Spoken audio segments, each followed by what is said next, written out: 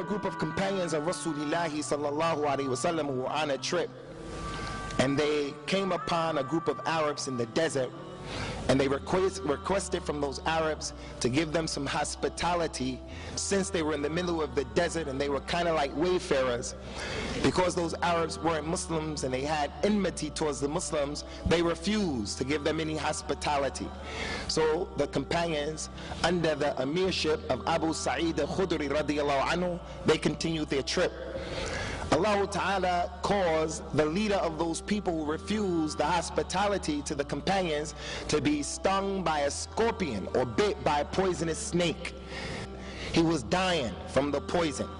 So the people said amongst themselves, why don't you go and ask those people who came from Medina, radiyallahu anhum, do they have any local medicines that we can give to the leader? So they went to the companions and they asked them, do they have anything? The companions in this situation, they had the upper hand.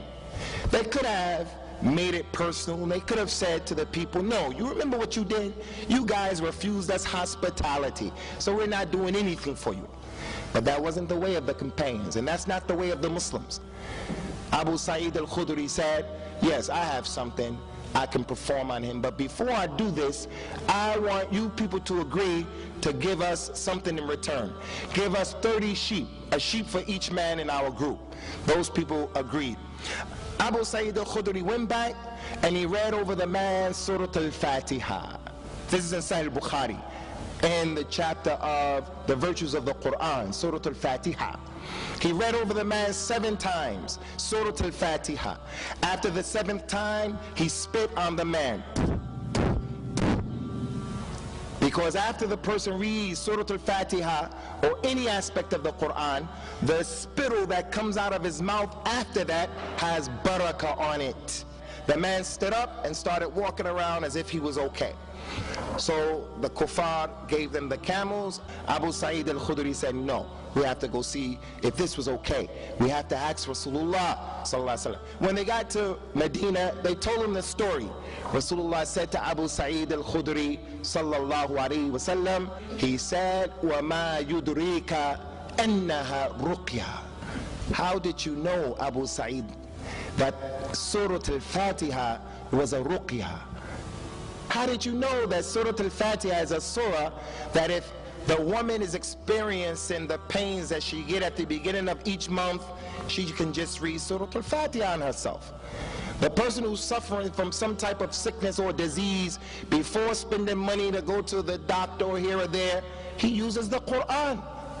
But because of the weak iman, we don't think about that. We think about the monetary ways of curing ourselves. And Allah has mentioned in the Quran, وَنُنَزِّرُ مِنَ الْقُرْآنِ مَا هُوَ شِفَاءٌ وَرَحْمَةٌ لِلْمُؤْمِنِينَ. We have revealed in the Quran that which is a shifa and a rahmah to the believers. It will take away, wallahi, some of the more serious diseases that people are dealing with. But you have to have iman. So, Surah Al-Fatiha is, without doubt, the greatest surah of the Quran. Bismillahir Rahmanir Rahim. Allah, mighty and sublime be He, has said, I have divided prayer between myself and my servant into 2 halves, and my servant shall have what he has asked for. When the servant says, Alhamdulillahi Rabbil Alameen, Allah, mighty and sublime be He, says, my servant has praised me.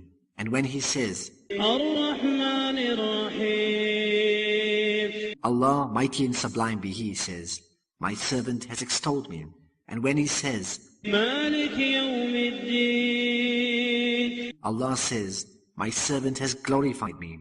And on one occasion he said, my servant has submitted to my power. And when he says, إِيَّاكَ نَعْبُدُ وَإِيَّاكَ نَسْتَعِينُ, he says, this is between me and my servant shall have what he has asked for. And when he says, اهْدِنَا الصِّرَاطَ الْمُسْتَقِيمِ صِرَاطَ الَّذِينَ أَنْعَمْتَ عَلَيْهِمْ غَيْرِ الْمَغْضُوبِ عَلَيْهِمْ وَلَا